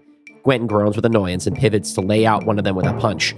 Another ends up with his shirt pulled over his head and spun around in circles by Jack until he falls on his ass. You suck, Larry! You're the best, Larry! Everyone loves me. Back at Jekyll's old lab, Jenny and Evelyn descend into the basement with a squad of 3 heavily armed prodigium agents behind them. Jenny calls out for Nick to no response. They get to the control center and find the door to Jekyll's office / Claudia's prison cell wide open. No. The team goes into high alert, and Jenny calls for Nick again. The 5 of them enter the office cautiously, the agents swinging their guns and checking their blind spots. There's no trace of either of them. Do you think she kidnapped him? There's no sign of a struggle either. Perhaps he... Before she can finish her thought, the office goes into lockdown mode and the door is slammed shut. The group turns towards the front window to see, of course, Claudia standing at the computers in the control room, smiling wickedly through her half-bandaged face. Dr. Halsey, Miss O'Connell, nameless cannon fodder. What have you done with Nick? Ah, yes. Mr. Morton had to run, leaving me with all these fun new toys to play with. I was up all night exploring this highly advanced prodigium system you got here. You know how I love to tinker. The captain of the soldier trio gives a hand signal, and the three of them open fire on the locked main door. No effect. Please, boys, don't insult me. That cell was built to withstand my worst. Do you really think a few mercury-tipped bullets are going to do the trick? So what? Are you just going to keep us in here forever? It's tempting. But I found something a bit more fun. Did you know, Dr. Halsey, that Jekyll didn't just build this cell to keep him in? He also designed several clever ways to kill me and himself, should I ever get out of control. I'll show you one of my favorites. It's called the Pit and the Pendulum Protocol. Claudia executes a command on the keyboard. Jenny's eyes widen and she shouts, "Get down! Everyone get down!" Everyone hits the floor, except for one of the soldiers who's too slow. A slim panel opens high up on the far wall, extending the full width of the room. A thin wire, barely visible, is stretched across from wall to wall. There's a quick whooshing noise, and then silence. The soldier stands, blinking in confusion, then lifts a finger to his temple. The light pressure is enough to start the top half of his head sliding down the rest, severed straight across the bridge of his nose. Evelyn and Jenny stare in horror as the brainless man collapses to the ground, his sinus cavity pouring out of his open skull onto the carpet. Razor wire coated in quicksilver, meant to decapitate Hyde before he, or I, could react. But that's not all. The razor wire zips overhead across the length of the room again. Back and forth it goes, gradually getting lower each time. Stuffy old Jekyll fucked Poe. But for me, it's more reminiscent of a deli counter. Evelyn and Jenny exchange a glance from their spot on the floor, while the wire whips its way back and forth above their heads. While Gwen and Jack fend off the guards and Carol just kind of hangs out, Larry moves on to the second jar. With a crash of ceramics and a flash of light, Larry charges up with one more piece of Set's soul. One to go! But when Larry smashes the third jar, something new happens. He's knocked back by a burst of purple and black smoke, which rises from the broken jar as if pressurized. Larry, fully human, falls onto his back and looks up as the smoke coalesces into a rail-thin, 6-foot-tall humanoid with long, spindly arms capped by razor-sharp scythes. It has a mouth and 100 sharp, thin teeth, but no other facial features. Let's call this the Crypt Keeper. No relation. Gwen, Larry, and Carol look up agape at this otherworldly monster who frees his long legs from the remains of the jar and steps off the display platform onto the museum floor. The remaining visitors and security guards make a break for it. We don't see Jack's reaction, but we do hear Carol say, "Mother puss bucket." Back at the lab, Evelyn and Jenny try to formulate a plan while the wire above gets ever closer to the ground. But how to break out of an unbreakable lab? Wait, Bratium. What? The compound Jekyll used to control Hyde. It has some mystical property that reacts with mercury. There may be some left. Jenny army crawls to Jekyll's desk and gets up on her knees to search Jekyll's desk drawers. She finds a vial, as well as a small mixing dish, just as the wire whips across again and slices off a few hairs sticking up from her messy top bun. She crawls back to Evelyn and the remaining soldiers and shouts for quicksilver bullets. They give her a handful, and she unscrews their tips, pouring out the liquid mercury within into the dish. What's our exit route? The side door. It leads to my lab. We should be able to get out from there. The four of them crawl to the side door. The wire is now so low that it's shaving off layers of Jekyll's desk, as well as the dead soldier. Jenny takes the lead and puts the dish next to the door, then pours the vial of gratium on top and rolls out of the blast zone. The reaction is silent. From out of the dish, what looks like a tiny black hole forms, expanding to the size of a beach ball before fizzling out of existence. When it disappears, there's a perfect sphere of a hole cut into the floor and door. Jenny waves everyone through. Go! Go! The soldiers crawl through first, followed by Evelyn. Evelyn turns to help Jenny through, but Jenny says, "Wait! The gratium! Maybe we can use it to drive Hyde out of Claudia." It's too late, Jenny. We have to go. I can make it. Jenny crawls back to Jekyll's desk, the top half of which has been entirely torn up. Everything is soaked in the soldier's blood and chunks of flesh. The drawers have been ripped apart, but a single vial of gratium lies on the floor, untouched. Jenny grabs it and crawls as fast as she can back to the door, the wire slicing just inches above her head. She flattens down lower, and Evelyn pulls her through, just as the wire slices off a chunk of her shoe heel. The four of them stand in the dark hallway outside of Jekyll's office, free at last. Evelyn directs towards a nearby door, but before they can enter, it slams shut in their face, locked. They try another. It slams shut again, locked. Claudia's in control of the entire facility. She's leading us somewhere, trying to kettle us in. They continue along, making progress through the maze of corridors through whatever doors Claudia allows them to open. Finally, they enter into another hallway and the door slams shut behind them. The only other door is at the far end. Through a small window, a light flickers, and they see dark shadows shuffling within and hear muffled moans. Evelyn, what room is that? The morgue. You have a morgue in your research lab? Yes, that's right. And what did you say your field of study was, again? Ancient Egyptian history. Right. And so the research you were doing here, was it by any chance focused on mummies? Yes. Yes, it was. The far door shoots open, and reanimated mummies spill through it, dozens of them, climbing over each other in the cramped hall. Their rotting mouths gnash and moan, decaying skin and bandages falling off of them in chunks. The two remaining soldiers open fire as we cut to... The Crypt Keeper dives forward and stabs at Larry with one of its scythe arms, and Larry slides back in order to narrowly avoid castration. He rolls onto his feet, and then he and Gwen look at each other, then both strike at once. We've rarely gotten to see them fight in concert, but they find a rhythm and a shorthand almost immediately, a product of the trust they've built since House of Dracula. Larry's impulsiveness from moments ago is quickly forgotten.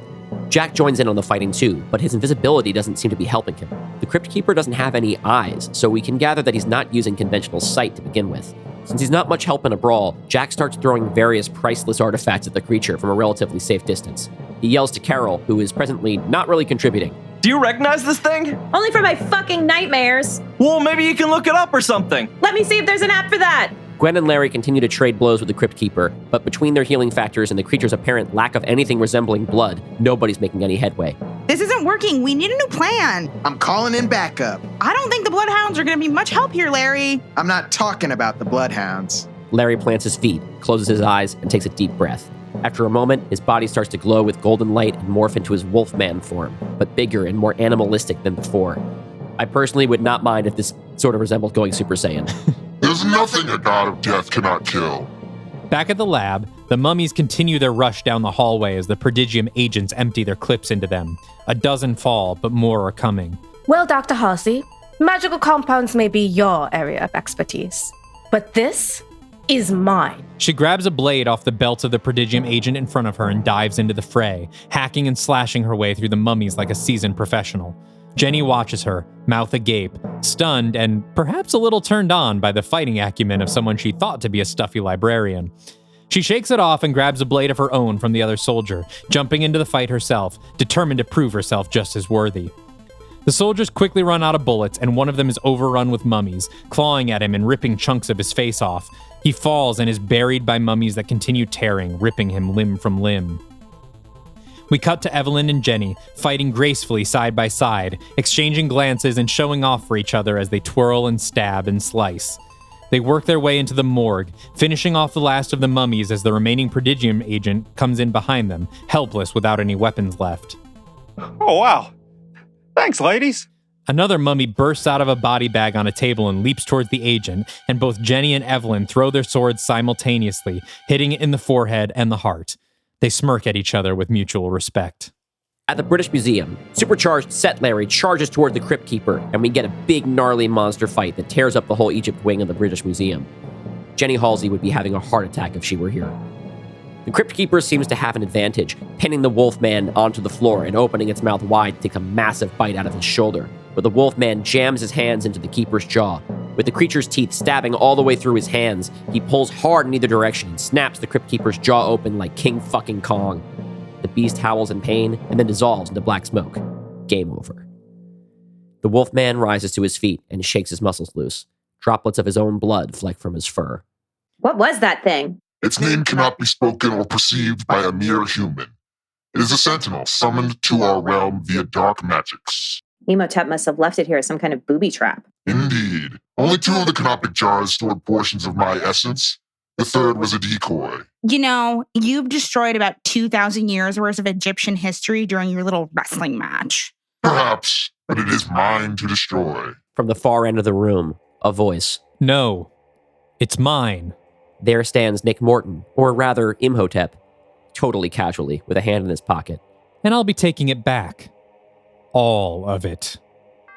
Back in the morgue, the remaining prodigium agent stands in the doorway leading to Evelyn's lab. Now, right this way, ladies. Then, with a sudden shunk, the metal door slams down from above, crushing the agent into the floor and instantly killing him.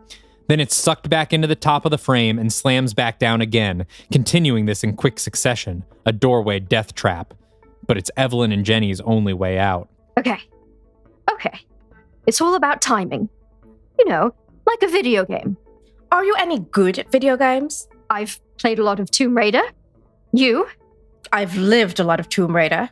Evelyn rushes forward and dives through the doorway, making it to the other side just as the door slams down again. Well, so have I. Jenny steels herself, then takes the same running leap and makes it through to the other side. There she and Evelyn find Claudia, sitting at Evelyn's desk reading a book. She looks up at them. Well, damn. It seems you survived the night in my house of horrors. I guess it's time for the grand prize. Let us go, Claudia. You're outnumbered. Not by my count.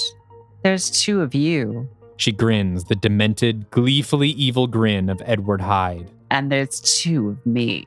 Back at the museum, the gang faces down Nick/Imhotep. Imhotep, what have you done with Jenny? I'll let you wonder about that. Nick, if there's any part of you in there, you need to fight. Nick's dead. I buried him. You son of a bitch. But you don't have to mourn your friend. His memories live on in me. I know you all as well as he did. You're just a pair of college dropouts, a traumatized lab rat, and Carol, well, you're just kind of useless, aren't you? Fuck you. Where's Jenny? Nick checks his wristwatch. By now? Probably a smear on Claudia Lawrence's fist. You remember Claudia's fist, don't you? She tells me you have a prior relationship. Fuck you. There's a furious roar from out of nowhere, and an invisible fist clocks Nick in the jaw and sends him staggering backward. Nick is rocked by a flurry of blows, not skillful blows, but heavy enough that it doesn't matter. Jack has had it. Shut up! Shut up! Shut up! Nick is on his back now as Jack sits on top of him and rains punches against his face and chest. None of the others are inclined to hold him back. Pinning Nick, however, means Nick knows just where he is and is able to grab him by the throat and roll the pair of them over so that Nick can return the punishment he's just received. Before Nick can land too many blows, Gwen comes up behind him and puts him in a chin lock. She pulls him off of Jack and squeezes her arm tight around Nick's throat. Tell us where to find our friends. I told you. They're both dead already. Bullshit. Maybe. It doesn't matter. Not one of you is capable of killing me. Count again. The possessed wolf man heaves a deep breath and releases a deafening roar accompanied by a burst of gold and black energy. We've seen Set play King Kong. This is his Godzilla. Nick is blasted by a fountain of pure death, which decays his body layer by layer.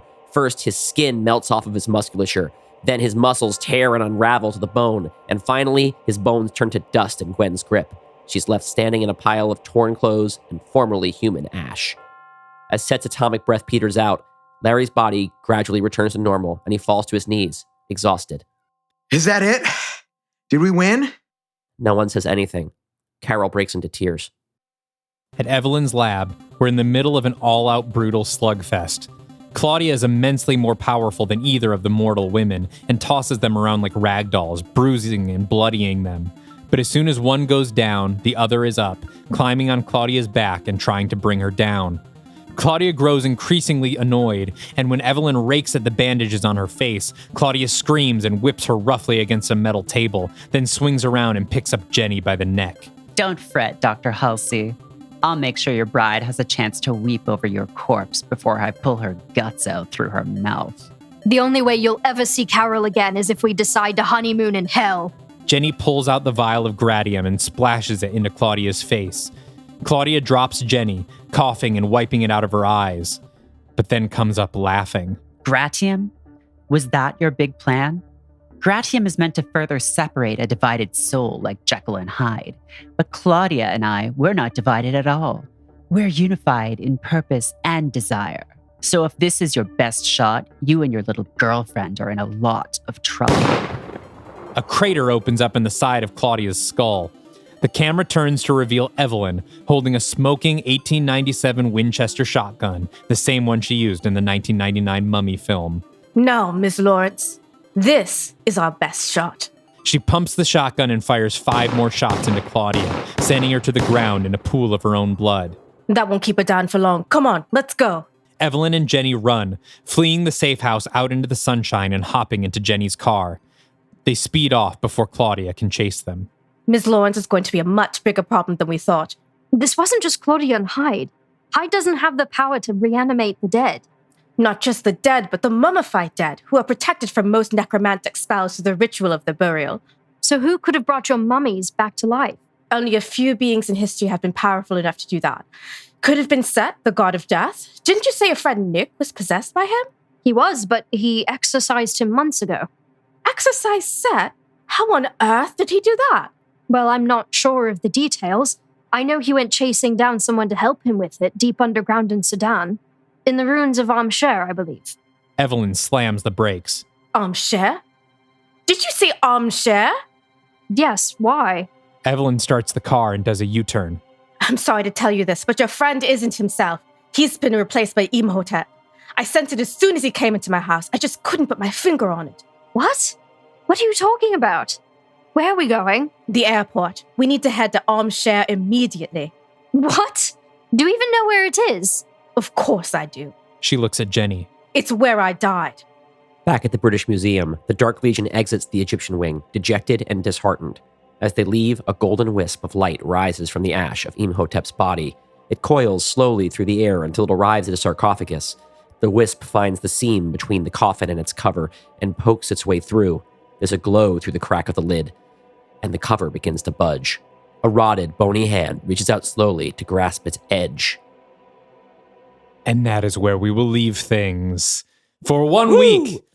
1 week from now, you will get the second half of Act 2 and all of Act 3 of Dark Legion, The Mummy's Hand. Whew, that was an action-packed one. And believe it or not, it was originally going to be much busier. You're going to hear in our planning episode, our Act 2, as usual, was a little fuzzy. Yeah. A lot of this we figured out kind of as we were going. The one thing we had figured out was that we were going to do the House of Horrors, the Claudia House of Horrors. Yeah, like a techno haunted house. Yeah, we wanted to do a techno haunted house, and we knew we needed to get the pieces of set, but we didn't know how. And so Dylan originally was like, I have a plan. They're going to split in 2 groups. They're going to fight a Wendigo. And then what was the other one? Oh, yeah, there was going to be 3 different monsters that were going to be defending the 3 different canopic jars. Yes. And each of them was going to be on a different continent, and they were each going to be from a different culture's mythology, and they were each going to represent a different character conflict shared by both of the characters. And Which it was would like, be... no, that's a whole movie. Yes, that would be very fun, but it is a whole if movie. not more than one movie. And then there's the thing of being like, okay, well, there's also like kind of particular things about how each one of these like sort of creatures is supposed to be depicted to be culturally sensitive, and I don't think I have time to do the research, and maybe shouldn't do it at all. So, and also we want to see our Dark Legion more together, and we're realizing how chaotic it is to split everybody and keep jumping. You know, we've split them in 2 before, but like if we were to split them into like 4 different groups and be jumping between everyone, I mean that would be 100 pages of screenplay right there. Which we don't need. Yeah, this was a long enough action sequence as it is. I gotta tell you what, I think I have been a little bit concerned throughout the writing of Act 2 that it's too much. And so far, halfway through, the way we're bouncing back and forth, I feel like it works. I think it does. I want to shout out another fan expectation real quick while we're here at the end. Michelle on our Discord predicted fake Nick Morton's going to die, and one of the next movies will be a Star Trek 3 style The Search for Cruz. Well, now we've had fake Nick Morton die in quotation marks, as we can see that Imhotep maybe is not dead. But this movie kind of is our Search for Cruz. Yeah, that's true. We're kind of doing them in the same movie. We've got the Dark Legion out trying to find Nick Morton. And so this movie really is kind of our search for Spock, at least for a little while. And I won't spoil anything past that. Yeah, I think that's exciting. There is, I guess I'll throw something out here that we're not going to get, because I think if that was going to happen, it would happen around here. Joan Palmer predicted that Amenet would join the Dark Legion to defeat Imhotep. We had a lot of predictions about Amenet. We also had Roxanne on Discord predicted that Nick and Aminette would meet in the Black Lagoon, and that they would have to make a deal in order to get out, which I think is a very fun idea. And honestly, I still do want to get Aminette back in here. I don't think we're done with Aminette, but we just don't have anything for her yet. We don't have anything for her yet. It would have been too busy in this one, although with the title, The Mummy's Hand, it would have been appropriate. If we didn't have Claudia to play the role of like the second villain in this movie, which we kind of wanted to do, I was just really stoked about the idea of making Claudia and Hyde into one person. Yeah, which was a surprise. That is something that people were probably not expecting, that Claudia came back with Hyde. And yeah, and also like, it makes sense that she would be the one to crash Carol and Jenny's wedding, right? Because she's got the vendetta. Sure. But yeah, I would really love to get Aminette back in here. It was also the thing of like, I'm trying to be precise with what the rules of the Black Lagoon are, and Aminette wouldn't be there unless her death had occurred. And then like, as we sort of establish here, the Black Lagoon can't move because Nick is stuck there. Like, no one can get stuck in the Black Lagoon and still have the Black Lagoon move, right? So I'm trying to nail down the sort of specifics of this ethereal space, you know? So no Aminette in this movie. We can spoil that, which is probably good news for Roxanne, because it sounds like she's working on a fanfic for our dark universe that includes Aminette. Yeah, so, I'm actually really curious about that. Yeah, so please finish that before we involve Aminette and get her back in the mix. But that is the first half. Is there anything else that we want to talk about? I do want to make sure that I give a big acknowledgement to our cast. Oh, of course. Thank you all so much for joining. We got everybody back from the first movie whose characters were still alive. Yes. And then a couple new people as well, which is very nice. And we got Gita, who played Dracula, because Dracula's not in this one. Yeah, if you haven't put together yet that because we've recast Gita as a different character, we're not expecting to see Dracula in this movie. I guess that's something that we hadn't shared because it's on our planning episode, but we just left Dracula in a really interesting place, and it's too soon to pull the trigger on anything with him right now. It just seemed like there was no way to resolve his ending from Dracula Lives within this larger movie without making something that felt abbreviated and kind of weakened the ending of that movie. So yeah, but don't worry, there are plenty of plans for Dracula going forward. But yeah, thank you to Ella Dawson as Dr. Jennifer Halsey, Dom Griffin as Victor Frankenstein. Doodle doodle doodle. Hey, this is Dalton from the future, actually cutting in during the edit to let you know that unfortunately Dom Griffin was unable to reprise his role as Victor Frankenstein in this reading due to scheduling conflicts. So instead, you've been hearing my voice pitched down a whole step. So our apologies to everyone who was expecting Dom. It just didn't work out. Back to the show. Rachel Millman as Gwen Conliffe, Julian Ames as Larry Talbot, Joe Stando as Jack Griffin, Steph Salo as Carol Lemley, Kendra Wells as Hunter, Merritt Kay as Claudia Lawrence, Joe Kroger as Cassie Falk, and Geeta Jackson as Evelyn O'Connell. And Dylan Roth as Indrid Cold and Bridget, and in a deleted scene, Padma Lakshmi. And Dalton Deshane as Nick Morton. And our friend Devin Scarata as the prodigium agent who gets one line and then gets his head cut off. 2 lines. Two lines. And then gets crushed by a door. Okay, thank you. We hope you had a great time. This has been the first half. In 1 week, we will be back with part 2, and we'll figure out, will Nick get out of the Black Lagoon?